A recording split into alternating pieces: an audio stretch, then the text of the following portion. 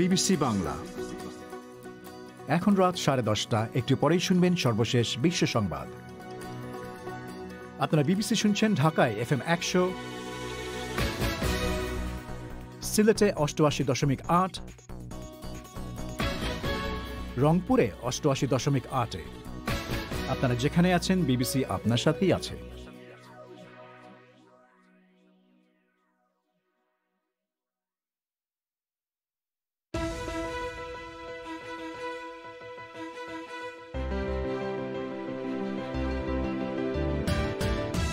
Saudi আরবের জেদ্দায় বিদেশি কূটনীতিকদের এক অনুষ্ঠানে বোমা হামলা, বেশ কজন আহত। সৌদি আরবে তাদের নাগরিকদের সর্বোচ্চ সতর্ক থাকতে বলেছে ফ্রান্সের সরকার। ঢাকায় একটি মানসিক হাসপাতালে পিটুনিতে এক পুলিশ কর্মকর্তার মৃত্যুর পর বাংলাদেশে মনোরোগ চিকিৎসার বেহাল দশা নিয়ে নতুন করে বিতর্ক। ৯২% মানুষ যদি চিকিৎসা সেবার আওতার বাইরে থাকে, এতে কিন্তু সমস্যা আরো ঘনীভূত হচ্ছে এবং প্রকারান্তরে যেটা দেখা যাচ্ছে তারা কিন্তু এক ধরনের পরিবারের উপর এবং সমাজের উপর একটা বোঝা হিসেবে দাঁড়িয়ে যাচ্ছে।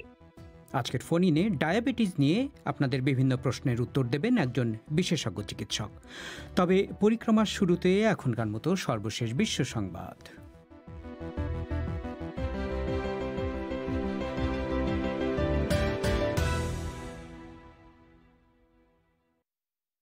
বিবিসি বাংলা বিশ্ব সংবাদ পড়ছি মানসী বড়ুয়া। ফরাসি পররাষ্ট্র মন্ত্রণালয় জানিয়েছে, সৌদি আরবের জেদ্দায় অমুসলিমদের একটি কবরস্থানে বিদেশি কূটনীতিকদের অংশগ্রহণে এক অনুষ্ঠানের সময় বোমা হামলা হয়েছে এবং বেশ কয়েকজন জখম হয়েছে। সৌদি কর্তৃপক্ষ জানিয়েছে, বিস্ফোরণে 2 জন আহত হয়েছে। জেদ্দায় গ্রিসের কনসুলেটের একজন কর্মী এবং একজন সৌদি নিরাপত্তারক্ষী। হামলার সময় ওই কবরস্থানে প্রথম বিশ্বযুদ্ধে নিহত সৈন্যদের স্মরণে একটি অনুষ্ঠান চলছিল। গত কয়েকদিনের ভেতর জেদ্দায় বিদেশিদের টার্গেট করে এটি দ্বিতীয় কোনো হামলার ঘটনা। ফ্রান্স, সৌদি আরব এবং ইউএইতে তাদের নাগরিকদের সর্বোচ্চ সতর্ক থাকার পরামর্শ দিয়েছে। হংকংয়ের আইনসভার 4 জন সদস্যকে বহিষ্কারের পর সব বিরোধী সদস্য একযোগে পদত্যাগ করেছেন। পদত্যাগকারী সদস্যদের একজন ক্লডিয়া মো বলেছেন, হংকংয়ে গণতন্ত্রের যে কবর খোঁড়া হচ্ছে, দেশপ্রেমহীনতার অভিযোগ তুলে এমপিদের বহিষ্কারের এই ঘটনা তারই ইঙ্গিত। আইনসভার কোনো সদস্যকে জাতীয় নিরাপত্তার জন্য হুমকি মনে করলে আদালতের অনুমোদন ছাড়াই তাকে বরখাস্ত করা যাবে বলে এর আগে হংকংয়ের কর্তৃপক্ষকে ক্ষমতা দেয় বেইজিং। তারপরেই এই 4 জনকে বরখাস্ত করা হয়। নাগর্ণ কারাবাখ নিয়ে লড়াই বন্ধে আজারবাইজানের সাথে করা শান্তি চুক্তির বিরুদ্ধে আর্মেনিয়ার রাজধানী ইয়েরেভানে এক বিক্ষোভ থেকে বেশ কয়েকজনকে আটক করা হয়েছে। আটককৃতদের মধ্যে বিরোধী রাজনীতিকরাও রয়েছেন। সামরিক শাসনের মধ্যে জমায়েতের ওপর নিষেধাজ্ঞা থাকলেও তার তোয়াক্কা না করে ইয়েরেভানের কেন্দ্রে হাজার হাজার লোক জড়ো হয়ে বিক্ষোভ দেখায়। সে সময় বিক্ষোভকারীরা প্রধানমন্ত্রী নিকল পাশিনিয়ানকে একজন বিশ্বাসঘাতক বলে স্লোগান দেয়। ভারতের বিতর্কিত এবং সুপরিচিত টিভি অ্যাঙ্কার অর্ণব গোস্বামীকে দেশটির সুপ্রিম কোর্ট জামিন দিয়েছে। একটি আত্মহত্যার ঘটনায় গত সপ্তাহে তাকে আটক করে মুম্বাই পুলিশ। জানা গেছে, আত্মহত্যাকারী তার মৃত্যুর আগে লেখা এক চিঠিতে অভিযোগ করে গেছেন যে মিস্টার গোস্বামী তার পাওনা টাকা আটকে রেখেছেন। এই অভিযোগ অবশ্য ওই সাংবাদিক অস্বীকার করেছেন। অর্ণব গোস্বামীকে ভারতের হিন্দু জাতীয়তাবাদী বিজেপি সরকারের একজন কট্টর সমর্থক হিসাবে দেখা হয়, যে কারণে তার গ্রেফতারের ঘটনা নিয়ে ব্যাপক আলোচনা বিতর্কের জন্ম দিয়েছে। ফিলিপিন্সের রাজধানী ম্যানিলার নগর ভবনে আদালতের ভেতরে একজন বিচারককে গুলি করে হত্যা করা হয়েছে। পুলিশ জানিয়েছে, বিচারক মারিয়া তেরেসা আবদেলাকে হত্যা করেন তার মুহুরি আমাডোর রেবাতো। এরপর তিনি নিজেও আত্মহত্যা করেন। তিনি কেন এই কাজ করেছেন তা এখনও পরিষ্কার নয়। স্থানীয় গণমাধ্যম বলছে, প্রেসিডেন্ট দুতার্তে ক্ষমতায় আসার পর এই নিয়ে 6 জন বিচারক এবং আইন পেশার 51 জনকে হত্যা করা হলো। ফিলিপিন্সের সরকার যুক্তরাষ্ট্রের সাথে একটি প্রতিরক্ষা চুক্তি 6 মাসের জন্য স্থগিত করেছে। এই চুক্তির আওতায় আমেরিকান সেনাবাহিনী সেদেশে সেনা মহড়ায় অংশ নিতে পারত। আজকের ফোন-ইনে ডায়াবেটিস রোগ সংক্রান্ত আপনাদের বিভিন্ন প্রশ্নের জবাব দেবেন বাংলাদেশ ডায়াবেটিক সমিতির ন্যাশনাল হেলথ কেয়ার নেটওয়ার্কের প্রধান নির্বাহী ডক্টর এম.এস. আমাদ। তার আগে অন্যান্য কয়েকটি প্রসঙ্গ। ঢাকার একটি মনোরোগ হাসপাতালে পিটুনিতে সোমবার এক পুলিশ কর্মকর্তার মৃত্যুর পর বাংলাদেশে মানসিক রোগীদের স্বাস্থ্য সেবার সংকট নিয়ে নতুন করে তর্ক বিতর্ক শুরু হয়েছে। জাতীয় মানসিক স্বাস্থ্য ইনস্টিটিউটের এক হিসাব অনুযায়ী বাংলাদেশে মানসিক স্বাস্থ্য সমস্যায় ভোগা 92% মানুষ কখনোই স্বাস্থ্য সেবা নিতে যান না।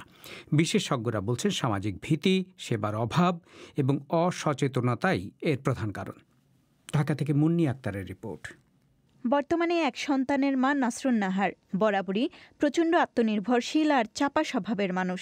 তবে হঠাৎ করেই 2017 সালে একবার আত্মহত্যার চেষ্টা করে বসেন তিনি। নাসরুন নাহার বলেন, এই ঘটনার আগে তার কাছের মানুষজন বুঝতেও পারেননি যে তিনি বিষণ্ণতার মতো মানসিক সমস্যায় ভুগছেন। একেবারে শেষ স্তরে পৌঁছানোর পর যখন তিনি আত্মহত্যাপ্রবণ হয়ে ওঠেন, তখন তাকে হাসপাতালে নেওয়া হয়। আমার স্টেজ গুলো তো আশেপাশের মানুষজন খুব বেশি ধরতে পারে নাই। আমি সুইসাইড অ্যাটেম্প নেওয়ার একদিন আগে আমি আমাদের পুরো কাজিনদের গ্রুপ নিয়ে আমি ঘুরে আসছি। বাইরে থেকে না আসলে বোঝা যায় না, খুব ক্লোজ যেমন আমার হাজবেন্ড, সে হয়তো বা কিছুটা বুঝতে পারছে, কিন্তু তাও মনে হয় পুরোপুরি বুঝতে পারে নাই। আমাকে সবাই 2 দিন পাহারা দিয়ে রাখছে যে আমি যেন মরতে না পারি। তো এক্সট্রিম পর্যায়ে যখন আমি চলে গেছি তখন আমাকে হসপিটালে নেওয়া হয়েছে। 6-7 বছর আগে দ্বিতীয় সন্তান জন্ম দেওয়ার পর পোস্টপার্টাম সাইকোসিস নামে মানসিক সমস্যায় ভুগছিলেন উন্নয়ন কর্মী নাদিয়া সারোয়াত। তিনি জানান, দ্বিতীয় সন্তান জন্ম দেওয়ার 14 থেকে 15 দিনের মাথায় তার যে সমস্যাটি দেখা দিয়েছিল সেটি হচ্ছে নিজের সন্তানকেই চিনতে পারতেন না তিনি। খুঁজে বেড়াতেন তার প্রথম সন্তানকে। মানসিক সমস্যার জন্য 10 দিন তিনি একটি হাসপাতালে ভর্তি ছিলেন। তিনি অভিযোগ করেন, সে সময় হাসপাতালের নার্সের হাতে মার পর্যন্ত খেতে হয়েছিল তাকে। নার্সদের ঘুমে ডিস্টার্ব হতো, বারবার আমি যে নক করতাম, তাকে জিজ্ঞাসা করলাম যে আমার বাচ্চা কোথায়, ওরা বলছে সেখানে নাই। আমি তো ভুলে যেতাম। একটু পরে ঘুরে সামনে আবার সেম ওখানে নক করতাম, তারা কি আমার বাচ্চা দেখেছেন। এরকম কয়েকবার হওয়ার পরে তো তখন আর কি খুব একদম দৌড়ে তেড়ে এসে ঘুষির মতো একদম গালের মধ্যে যান, আপনাকে ঘুমাতে বলছে না, যে ঘুমান। মানসিক রোগীদের সম্পর্কে সবার যেরকম একটা অ্যাজাম্পশন, ধরেন রাস্তায় একটা পাগলকে ছোট বাচ্চারাও ঢিল ছুঁড়ে মারে, যে কোনো মানসিক রোগীকে আসলে এরকম মিসট্রিট করার, ইনসাল্ট করার একটা টেন্ডেন্সি সবার মধ্যেই আছে। জাতীয় মানসিক স্বাস্থ্য ইনস্টিটিউটের 2018 সালে করা এক গবেষণা অনুযায়ী বাংলাদেশের 18.5% প্রাপ্তবয়স্কদের মধ্যে এবং 13% শিশু কিশোরদের মধ্যে মানসিক স্বাস্থ্য সমস্যা রয়েছে। কিন্তু এদের মধ্যে 92% মানুষই কোনো ধরনের সেবা বা পরামর্শ পান না। বিশেষজ্ঞরা বলছেন, সমাজে হেয় হওয়ার ভয়, মানসিক স্বাস্থ্য সেবার অভাব এবং অসচেতনতার কারণে এত বিশাল পরিমাণ মানুষ মানসিক স্বাস্থ্য চিকিৎসার বাইরে রয়েছেন, বলছিলেন জাতীয় মানসিক স্বাস্থ্য ইনস্টিটিউটের সহযোগী অধ্যাপক হেলাল উদ্দিন আহমেদ। প্রথম কারণটা হচ্ছে স্টিগমা, অর্থাৎ মানসিক রোগ নিয়ে মানুষের মধ্যে এক ধরনের কুসংস্কার আছে। তারা এটাকে প্রকাশ করতে চায় না, তারা এটাকে লুকিয়ে রাখতে চায়। তারা মনে করে যে মানসিক রোগ হিসাবে নিজেকে প্রকাশ করলে সমাজের কাছে আমি হেয় হয়ে যাব। দ্বিতীয় বিষয়টি হচ্ছে অনেক সময় মানসিক স্বাস্থ্য সেবাটিও কিন্তু অপ্রতুল। তৃতীয় কারণটি হচ্ছে আমরা বলবো যে একটি সাধারণ অসচেতনতা, অনেকে জানেই না বা বোঝেই না তার এই আচরণ বা চিন্তাটি কোনো মানসিক রোগের কারণে হচ্ছে। মিস্টার আহমেদ বলছেন, বিপুল পরিমাণ মানুষ মানসিক স্বাস্থ্য সেবার বাইরে থাকায় পরিস্থিতি আরও খারাপ হচ্ছে এবং তারা এক পর্যায়ে সমাজের বোঝায় পরিণত হচ্ছে। এই পরিস্থিতির উন্নয়নে আরও দক্ষ জনশক্তি গড়ে তোলা প্রয়োজন বলেও মনে করেন হেলাল উদ্দিন আহমেদ। মুন্নি আক্তার। বাংলাদেশে বনে এবং বনের বাইরে বন্য প্রাণী সংক্রান্ত অপরাধের তথ্য দিলে তথ্যদাতাকে সর্বোচ্চ 50,000 টাকা পর্যন্ত পুরস্কার দেওয়ার বিধান রেখে একটি বিধিমালা জারি করেছে পরিবেশ এবং বন মন্ত্রণালয়। কিন্তু তথ্যদাতার নিরাপত্তা নিশ্চিত না করা গেলে কেবল পুরস্কার দিয়ে ফল হবে কিনা সে সম্পর্কে সন্দেহ প্রকাশ করেছে বন্যপ্রাণী সংরক্ষণ নিয়ে কাজ করে এমন কিছু সংস্থা। আরও জানাচ্ছেন ঢাকা থেকে সাইয়েদ আক্তার। বাংলাদেশে বন্যপ্রাণী সংরক্ষণ ও নিরাপত্তা আইন 2012 সালের অধীনে বুধবার এক বিধিমালা জারি করেছে সরকার, যাতে বলা হয়েছে বাঘ, কুমির, হাতি, হরিণ, কচ্ছপ, সাপ এবং পাখি বা অন্যান্য বন্যপ্রাণী সংক্রান্ত অপরাধ ঘটতে দেখলে সে বিষয়ে সরকারের বিভিন্ন সংস্থাকে তথ্য দিলে তাদের পুরস্কৃত করা হবে। এই বিধিমালার অধীনে বাঘের বিরুদ্ধে অপরাধ সম্পর্কে তথ্য দিয়ে সর্বোচ্চ 50,000 টাকা পর্যন্ত জেতা যাবে। এছাড়া কুমির, হাতি, হরিণ, কচ্ছপ, সাপ এবং অন্যান্য বিপন্ন প্রাণীর ক্ষেত্রে বিভিন্ন অঙ্কের পুরস্কার ঘোষণা করা হয়েছে। এর মধ্যে অপরাধ সংগঠনের সময় অপরাধী ও প্রাণী হাতে নাতে ধরতে পারলে সর্বোচ্চ পুরস্কার মিলবে এবং তথ্যদাতাকে সর্বোচ্চ 7 দিনের মধ্যে পুরস্কার দেয়া হবে। বন্যপ্রাণী অপরাধ দমন ইউনিটের পরিচালক ASM জহিরুদ্দিন আকন বলেছেন, এই বিধিমালার মূল উদ্দেশ্য বন্যপ্রাণী সংক্রান্ত অপরাধ দমন করা। অফেন্স যে একেবারে বন্ধ হয়ে গেছে এমনটা না, অফেন্স এখনো হচ্ছে, কিন্তু সেই জায়গাটা আমরা চাচ্ছি এর মাধ্যমে আমরা ওই জায়গার অফেন্সটাকে বন্ধ করতে। বন বিভাগের কর্মকর্তারা বলছেন, এই মুহূর্তে দেশের বন্যপ্রাণীর মধ্যে সবচেয়ে ঝুঁকির মধ্যে রয়েছে কয়েক প্রজাতির পশু ও পাখি, যার মধ্যে বাঘ, হাতি, বনরুই এবং শকুন অন্যতম। বাংলাদেশ থেকে প্রতি বছর কত পশু পাখি পাচার হয় সে সম্পর্কে নির্দিষ্ট তথ্য পাওয়া যায় না।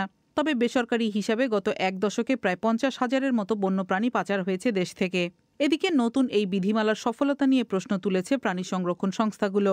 ওয়াইল্ড টিম নামে বন্যপ্রাণী সংরক্ষণ বিষয়ক একটি সংস্থার প্রধান এবং ঢাকা বিশ্ববিদ্যালয়ের প্রাণীবিদ্যা বিভাগের অধ্যাপক আনোয়ারুল ইসলাম বলছেন, এই উদ্যোগ সফল হবে না যদি তথ্যদাতার নিরাপত্তা নিশ্চিত না করা যায়।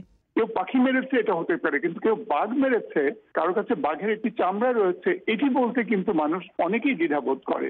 এখন বলতে চাই না কেন? বলতে চাই না এই জন্যে যিনি এই কাজটি করেছেন তিনি হয়তো অসম্ভব ক্ষমতাধর, এই কথাটি বললে আমার ক্ষতি হতে পারে।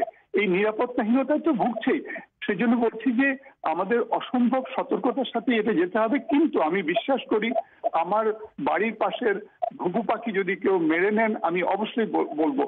প্রত্যেকে যদি বলা শুরু করি তাহলে কিন্তু ওই নিরাপত্তাহীনতাটা আসবে না, কিন্তু ওই একজন দুজন করে বললে হবে না, সেই জায়গাটা তৈরি করতে হবে, সেই আস্থার জায়গাটা তৈরি করতে হবে। যদিও সরকার বলছে তথ্যদাতার গোপনীয়তা রক্ষা করা হবে, কিন্তু বিশ্লেষকেরা বলছেন তথ্যদাতার পরিচয় গোপন রাখার ব্যাপারে উদাহরণ সৃষ্টি করার আগ পর্যন্ত এই প্রক্রিয়া কার্যকর কতটা হবে তা নিয়ে সংশয় থেকেই যায়। সাইয়েদা আক্তার।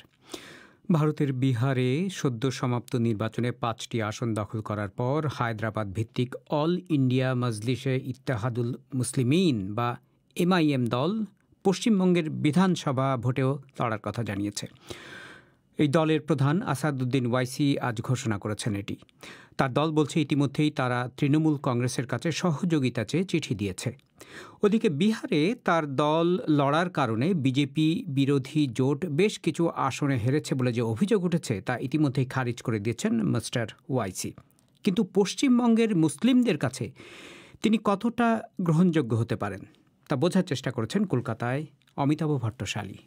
হায়দ্রাবাদের সংসদ সদস্য আসাদুদ্দিন ওয়াইসি আজ এক সংবাদ সম্মেলন করে জানিয়েছেন যে তার দল আগামী বছরের পশ্চিমবঙ্গ বিধানসভা নির্বাচনেও লড়াই করবে। যদিও বিহারের সদ্য সমাপ্ত নির্বাচনের পরে তার দলের দিকে অভিযোগের আঙুল উঠেছে যে তারা বিজেপি বিরোধী জোটের ভোট কিছুটা কেটে নিয়েছেন বলেই বেশ কিছু আসনে আরজেডি, কংগ্রেস আর বামপন্থীদের মহাজোট হেরেছে, যার ফলে তাদের মোট প্রাপ্ত আসন সংখ্যাও কমেছে, যার সুবিধা পেয়েছে বিজেপি জোট।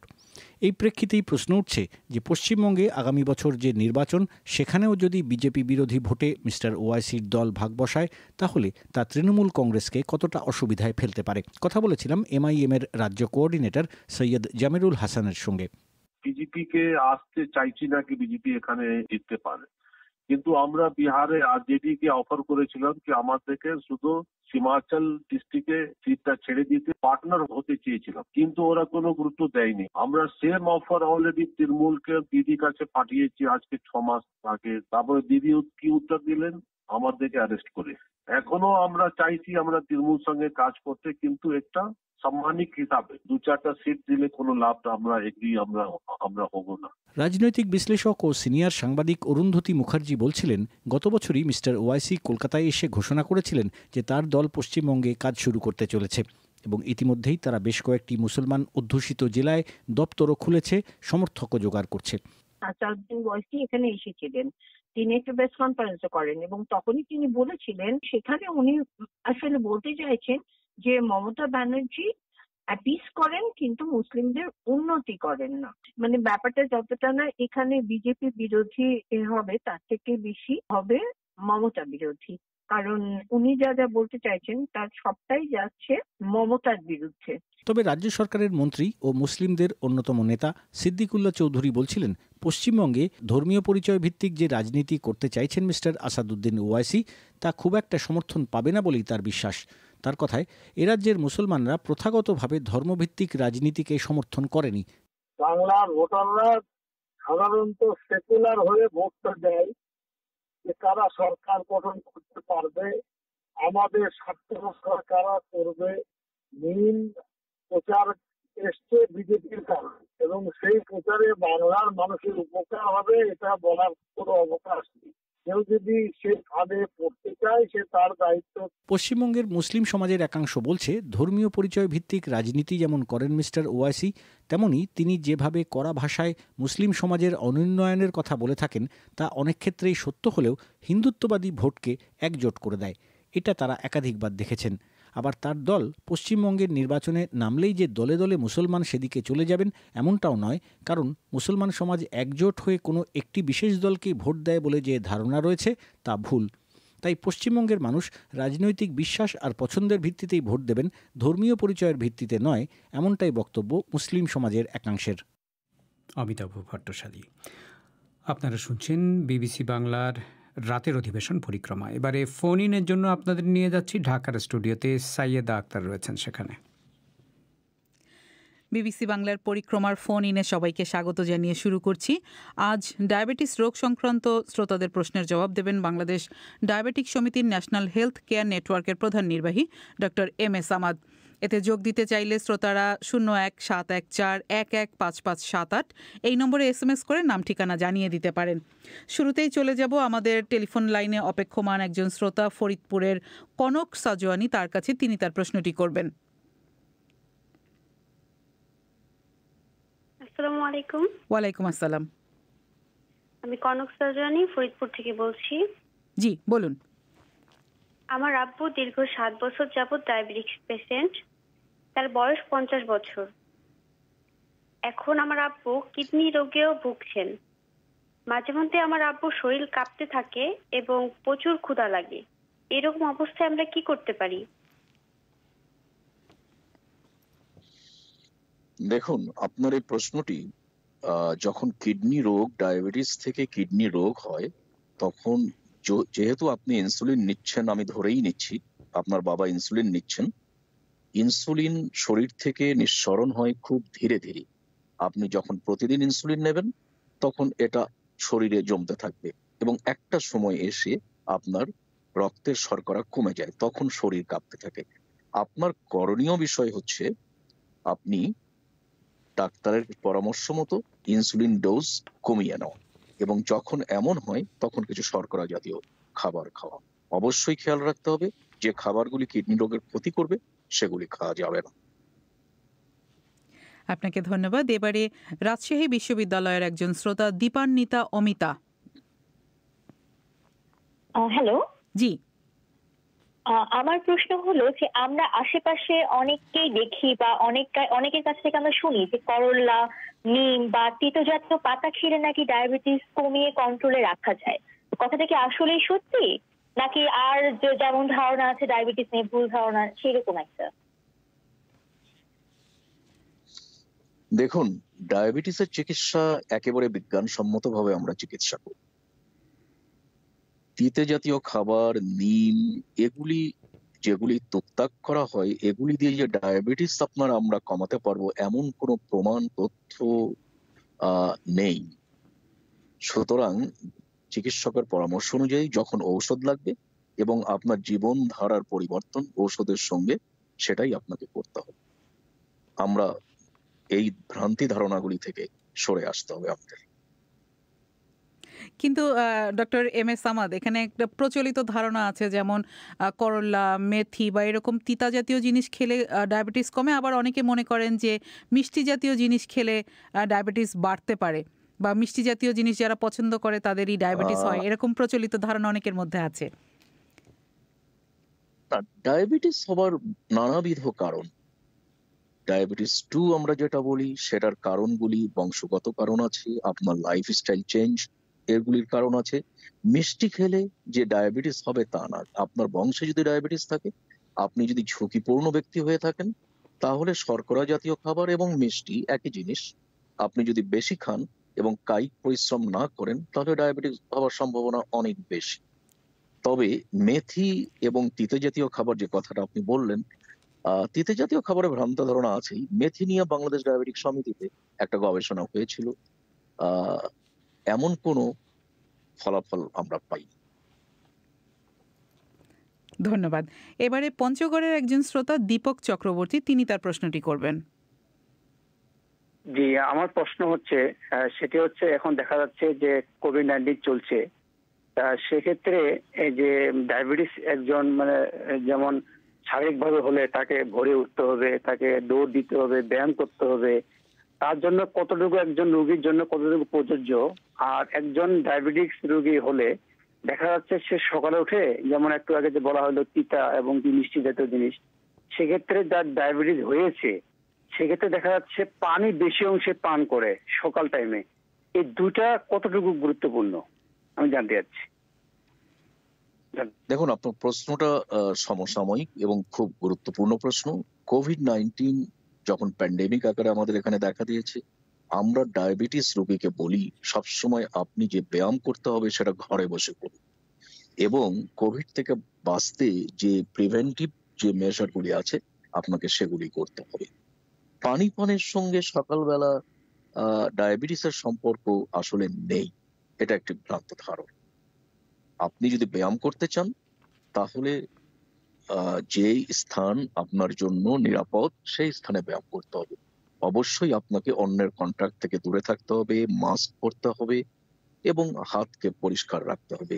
এই জিনিসগুলি যদি আমরা মেনে চলি তাহলে আপনি ব্যায়াম করতে পারবেন। কোভিড-19 আমরা যারা ডায়াবেটিস তাদেরকে ব্যায়াম করতে অবশ্যই পরামর্শ দিয়ে থাকি, কারণ ডায়াবেটিস রোগীর যদি কোভিড-19 হয় এটা আরো সিরিয়াস আকার ধারণ করে। আপনাকে ধন্যবাদ। এবারে ঢাকার একজন শ্রোতা ফারিয়া ইসলাম। সম্মানিত বিশেষজ্ঞের কাছে আমার প্রশ্নটা, ডায়াবেটিস রোগের সিমটম গুলো আর থেকে প্রতিকারের উপায়।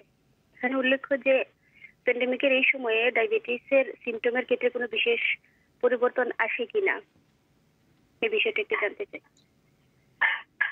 দেখুন, ডায়াবেটিস এই প্যান্ডেমিকের সময় যেহেতু আমরা কায়িক পরিশ্রম ডায়াবেটিস রোগীদের একটু কম হয়, কিছু পরিবর্তন আসে, সিমটম দেখা দিতে পারে। ধরুন আগে আপনার ওষুধ খেয়ে অথবা ইনসুলিন নিয়ে অথবা কোনো কিছু না নিয়ে শারীরিক পরিশ্রম করে আপনার ডায়াবেটিস নিয়ন্ত্রণে থাকতো, কিন্তু কোভিডের সময় যেহেতু আপনি গৃহবন্দী আছেন অথবা খুব বেশি বের হচ্ছেন না, আপনার সিমটমগুলি দেখা দিতে পারে। সেক্ষেত্রে অবশ্যই আপনি একজন ডায়াবেটোলজিস্টের পরামর্শ নেবেন এবং কি করে আপনার ডায়াবেটিস নিয়ন্ত্রণে রাখা যায় সে অনুপাতে আপনাকে পরামর্শ গ্রহণ করতেই হবে। এবারে বরিশালের শ্রোতা তানজিলা সাহারা। জি জি বলুন। আমি জানতে চাচ্ছি, সন্তান প্রত্যাশী একজন দম্পতি ডায়াবেটিসের কারণে সন্তান নিতে পারছেন না। প্রশ্নটি হচ্ছে, ডায়াবেটিস হলে নারী পুরুষের প্রজননে কেন সমস্যা হয়?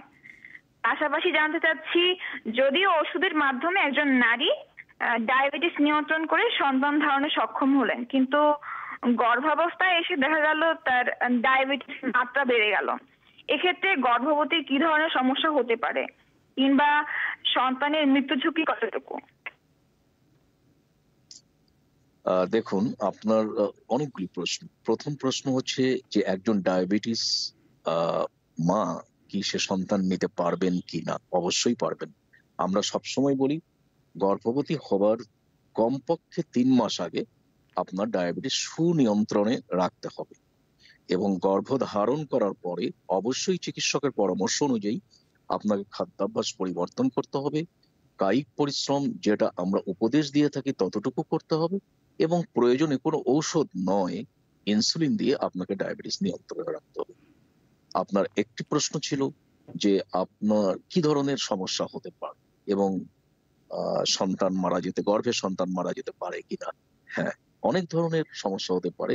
যদি প্রথম থেকেই আপনার ডায়াবেটিস নিয়ন্ত্রণে না থাকে তাহলে দেখা যাবে যে আপনার সন্তান বিকলাঙ্গ হয়েছে। যদি আমরা দেখি যে সন্তান বড় হয়ে যাচ্ছে এবং ডেলিভারিতে সমস্যা হচ্ছে, আমরা এও দেখি যে গর্ভে সন্তান শেষের দিকে এসে মৃত্যুবরণ করছে, কিন্তু যদি আমরা ডায়াবেটিসকে সুনিয়ন্ত্রণে রাখতে হবে এ ধরনের কোনো জটিলতা থাকবে না। তবে এক্ষেত্রে মনে রাখবেন, সন্তান হওয়ার পরে সেই গর্ভবতী মহিলা যার সন্তান হয়েছে তাকে আবার রিঅ্যাসেস করতে হবে যে তার ডায়াবেটিস আছে কি নেই। যদি ডায়াবেটিস চলে যেও থাকে তাহলেও আমরা তাকে পর্যবেক্ষণে রাখবো। ধন্যবাদ। এবারে খুলনার শ্রোতা সোহেলি সকাল দুর্বা। জি, আমার স্যারের কাছে একটা কোশ্চেন, সেটা হচ্ছে মানে ব্লাডে সুগার লেভেল কত হলে আমরা বুঝতে পারবো যে আমার ডায়াবেটিসটা মানে ঝুঁকিপূর্ণ, কিংবা মানে আমার ডায়াবেটিস হওয়ার ঝুঁকিটা আছে, মানে কতটা ঝুঁকি আছে আমার, সেটা হচ্ছে কোশ্চেন। আরেকটা কোশ্চেন স্যার, আমি কি করতে পারি? একটা কোশ্চেন হচ্ছে, মানে দেখা যায় যে ন্যাচারাল সুগার যেটা মানে আখ এগুলা খেলে ডায়াবেটিসের মাত্রাটা বেড়ে যায়। তো এটা কেন হয়? মানে এটা তো ন্যাচারাল সুগার, তারপরেও কেন এটা হচ্ছে? দেখুন, আপনার প্রথম প্রশ্নের উত্তর যে আপনি ডায়াবেটিস কত হলে ঝুঁকিপূর্ণ হবে অথবা ডায়াবেটিস হয়েছে কিনা আপনি বুঝতে পারবেন। আমরা সবসময় যেভাবে মেপে থাকি, আমাদের খালি পেটে সকালবেলা ঘুম থেকে উঠে আমাদের ডায়াবেটিসের মাত্রা, সুগারের মাত্রা 6.1 এর নিচে থাকতে হবে। এবং ঝুঁকি আছে কিনা এটা দেখার জন্য আমরা সবসময় একজন পূর্ণবয়স্ক নারী অথবা পুরুষের আমরা গ্লুকোজ খাইয়ে টেস্ট করে দেখি। এটার একটা প্রসিডিওর আছে ল্যাবরেটরিতে, আমরা করে দেখি তার কত হল। যদি 7.8 এর নিচে থাকে তাহলে ঝুঁকি নেই, কিন্তু যদি 7.8 এর উপরে থাকে তাহলে ঝুঁকি আছে। আবার যদি 11.1 এর সমান হয়ে যায় তাহলে আপনার ডায়াবেটিস আছে। এবং আপনার পরিবারে যদি আপনার বাবা মা ভাই বোন অথবা নিকটাত্মীয় যদি ডায়াবেটিস থেকে থাকে তাহলে আপনি ঝুঁকিপূর্ণ। দ্বিতীয় প্রশ্ন হচ্ছে যে ন্যাচারাল সুগার অ্যাকচুয়ালি আম, কাঁঠাল যেগুলো ফলের ভেতরে সুগার আছে এগুলিও সুগার, যদিও এটার একটা হাইড্রোলাইসিস দরকার হয়, একবার ভাঙতে হয় শরীরে গিয়ে, কিন্তু শরীরে বিপাক প্রক্রিয়ায় ভেঙে যখন সুগার হবে তখন শরীরে ঢুকবে, আপনার ডায়াবেটিস স্বভাবতই বেড়ে যাবে। সুতরাং আপনি দেখবেন আমাদের বাংলাদেশ ডায়াবেটিক সমিতির একটা বই আছে, গাইড বই, তাতে লেখা আছে যে আপনি খেতে পারবেন, নিষেধ নেই, কিন্তু কতটুকু খেতে পারবেন। সে পরিমিত খাবার যদি আমরা খাই এবং যদি কায়িক পরিশ্রম করি তাহলে সামান্য একটু খেলে, নির্ধারিত খাবার খেলে আপনার সুগার বাড়বে না। আপনাকে ধন্যবাদ। এবারে আমাদের ঢাকার একজন শ্রোতা সাধনা সরকার, তিনি তার প্রশ্নটি করবেন। আমি বলবো যে আমাদের সময় খুব কম, সংক্ষেপে প্রশ্নটি করবেন এবং উত্তরটিও যদি ডক্টর এম এস সামাদ সংক্ষেপে দেন। স্যার, সম্প্রতি করোনা ভাইরাসে আক্রান্ত হওয়ার পর শোনা যাচ্ছে মানুষের ডায়াবেটিসের আক্রান্ত হারটা বেশি হচ্ছে, আসলে এর কারণটা কি? দেখুন, আমি সংক্ষেপে উত্তর দিচ্ছি। করোনা ভাইরাস আক্রান্ত হওয়ার পরে যখন করোনা ভাইরাস থেকে আপনি সুস্থ হয়ে ওঠেন, কিন্তু করোনা ভাইরাস আমাদের যেখান থেকে ইনসুলিন তৈরি হয় শরীরের প্যানক্রিয়াসের একটা অংশ যেটাকে বলা হয় বিটা সেল, সেখানেও আঘাত করে। সুতরাং আমরা লং টার্মে দেখি যে একজন যার ডায়াবেটিস ছিল না, করোনা ভাইরাস আক্রান্ত হওয়ার পরে ডায়াবেটিস হবার ঝুঁকি অনেক বেশি। এটি একটি গুরুত্বপূর্ণ প্রশ্ন, সবার জানা উচিত। ধন্যবাদ। রংপুরের শ্রোতা সালমা খান, আপনার হাতে একদম 30 সেকেন্ড সময় আছে। সালমা খান। জি হ্যাঁ, আমার প্রশ্ন হচ্ছে যে এখন আমরা এই করোনার সময় বাসায় কিভাবে খাবার মেনটেন করব ডায়াবেটিসের জন্য, কি কি খাবো কি কি খাবো না? দেখুন, ডায়াবেটিসের খাবারের কোনো নির্ধারিত খাবার নেই, আমরা যা খাই সেটাকেই পরিমিত খাবার খাবো এবং বাসাতে আমরা ফ্রি হ্যান্ড এক্সারসাইজ করব। যেমন আপনি যদি ভাত খান, আপনি ভাত খাবেন কিন্তু পরিমিত খাবার খাবেন। লক্ষ্য রাখতে হবে আপনার যেন ওজন না বেড়ে যায়। মানে শুধুমাত্র ওজনের দিকে খেয়াল রাখলেই হয়ে যাবে? না, শুধুমাত্র ওজনের দিকেই যে খেয়াল রাখতে হবে, সময় স্বল্পতার জন্য আমি বলেছি আপনাকে খাবারের নেচার অফ ফুডও আপনাকে কিছুটা পরিবর্তন করতে হবে। যেমন মনে করো আপনাকে আঁশ জাতীয় খাবার বেশি খেতে হবে, শর্করা জাতীয় খাবারকে কমিয়ে খেতে হবে এবং কায়িক পরিশ্রম করতে হবে। মানে আপনাকে বাসায় বসেই এক্সারসাইজটা করতে হবে এবং ডাক্তারের পরামর্শ অনুযায়ী যদি ওষুধের প্রয়োজন হয় তাহলে খেতে হবে। অনেক সময় ওষুধের মাত্রাও আমরা এই করোনার সময় কিছুটা হলেও বাড়িয়ে দিই রক্তের শর্করার উপর নির্ভর নিয়ন্ত্রণে রাখার জন্য। আপনাকে অনেক ধন্যবাদ ডাক্তার এম এস সামাদ। সেই সঙ্গে যারা বিবিসির ফোন ইনে অংশ নিয়েছেন এবং যারা অপেক্ষা করছিলেন তাদের সকলকেই ধন্যবাদ জানাচ্ছি এবং সকলকে ফিরিয়ে নিয়ে যাব বিবিসির লন্ডন স্টুডিওতে। সেখানে রয়েছেন শাকিল আনোয়ার। সাইয়দা, আপনাকে ধন্যবাদ। আপনার অতিথি ডক্টর এম এস সামাদকে ধন্যবাদ। অধিবেশন শেষ করার আগে খবরের প্রধান অংশগুলো আরেকবার জানিয়ে দিচ্ছি। সৌদি আরবের জেদ্দায় বিদেশি কূটনীতিকদের এক অনুষ্ঠানে বোমা হামলা হয়েছে, বেশ কজন আহত। সৌদি আরব এবং ইউএইতে তাদের নাগরিকদের সর্বোচ্চ সতর্ক অবস্থায় থাকতে বলেছে ফ্রান্সের সরকার। আর বাংলাদেশে বনে এবং বনের বাইরে বন্যপ্রাণী সংক্রান্ত অপরাধের তথ্য দিলে সংবাদদাতাকে সর্বোচ্চ 50,000 টাকা পর্যন্ত পুরস্কার দেওয়ার বিধান রেখে একটি বিধিমালা জারি করেছে সরকার। আমাদের পরবর্তী অধিবেশন আগামীকাল বাংলাদেশে সন্ধ্যে 7:30, ভারতে সন্ধ্যে 7টায় শুনবেন আশা করে। আমি শাকিল আনোয়ার আজকের মতো এখানে বিদায় চাইছি।